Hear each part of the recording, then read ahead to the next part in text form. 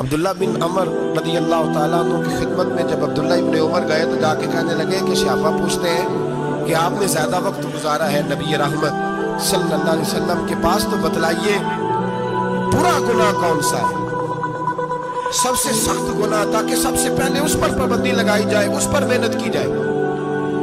تو حضرت عبداللہ ابن عمر کہنے لگے صحابہ کو جا کے بتا دو کہ سب سے برا گناہ شراب پینا، سب سے برا گناہ، اور یہ ام الخبائث برائیوں کی جڑ ہے، گناہوں کی ماں ہے، یہ بنیاد ہے۔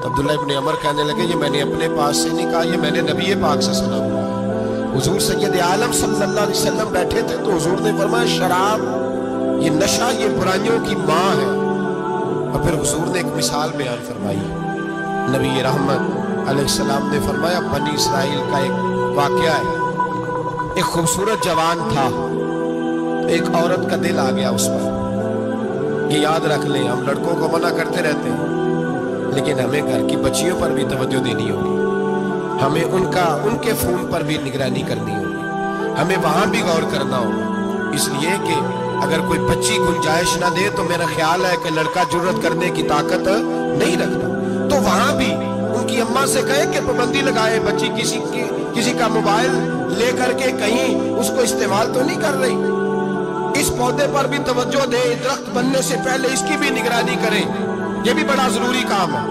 عورت کا دل آ گیا تو نبی پاک علیہ السلام فرماتے اس نے کوئی بہانہ لگایا، کسی کو کہا کہ اس نوجوان کو بلا کے لاؤ، اس کو کہو کہ ہم نے کوئی گواہی لینی ہے تجھ سے۔ وہ نوجوان آیا، ایک کمرے میں داخل ہوا تو اگلے کمرے میں لے گئے، وہاں داخل ہوا تو اسے اگلے کمرے میں لے گئی، وہ داخل ہوا تو اسی طرح 7 مکفل کمروں میں لے گئی۔ میرے کریم رسول میرے محبوب پاک علیہ السلام فرماتے صحابہ کو سمجھا رہے ہیں میٹھے لب و لہجے میں، فرماتے جب سب سے پچھلے کمرے میں لے گئی تو ایک لڑکا بندھا ہوا تھا وہاں رسیوں سے، شراب کا پیالہ پڑا ہوا تھا۔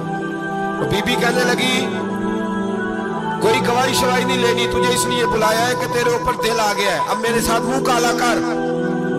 تو وہ جوان کہنے لگا نہیں، میں نے اپنے نفس کو پاک رکھا ہوا ہے، میری نظر بھی پاک ہے، دل بھی پاک ہے، اور اس کی برکت یہ ہے کہ رب نے میری روح کو بھی پاک رکھا ہوا ہے، تو میں یہ حرکت نہیں کر سکتا۔ پاک لوگ پلید کاموں کی جانب توجہ نہیں کرتے، میں یہ حرکت نہیں کر سکتا۔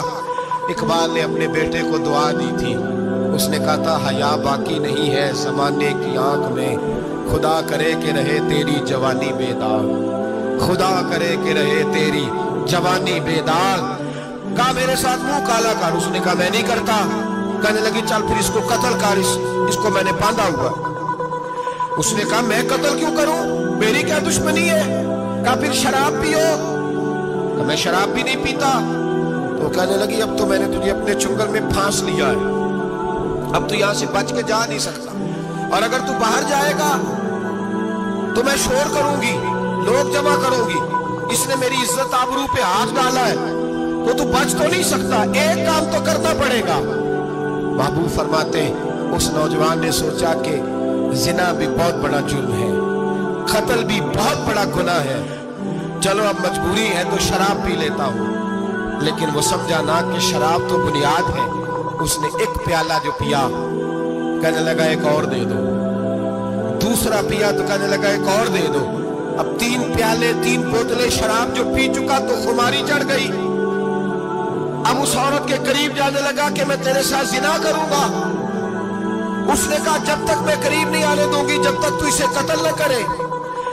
اس نے اسے قتل بھی کیا، زنا بھی کیا۔ تو محبوب فرمانے لگے یہ قتل اور زنا جو ہوا ہے تو یہ شراب کی وجہ سے ہوا ہے، گویا شراب وہ جرم ہے جو قتل بھی کرائے گی، جو زنا بھی کرائے گی۔ اور اگر آپ نشئی کو دیکھیں، اگر آپ شرابی کو دیکھیں تو کیا وہ ڈکیتیاں نہیں کرتا پھرتا، وہ چوریاں نہیں کرتا، وہ اپنی ہی ماں کا زیور نہیں بیچ آتا، وہ اپنی ہی بہن کا پڑا ہوا جہیز نہیں بیچ آتا، وہ اپنے ہی گھر میں ڈاکے نہیں ڈالتا، وہ اللہ کے گھر مسجد میں آ کر کے چوری نہیں کرتا، صرف اس لیے کرتا ہے کہ یہ نشہ، یہ شراب، یہ ماں ہے گناہوں کی، یہ جڑ ہے۔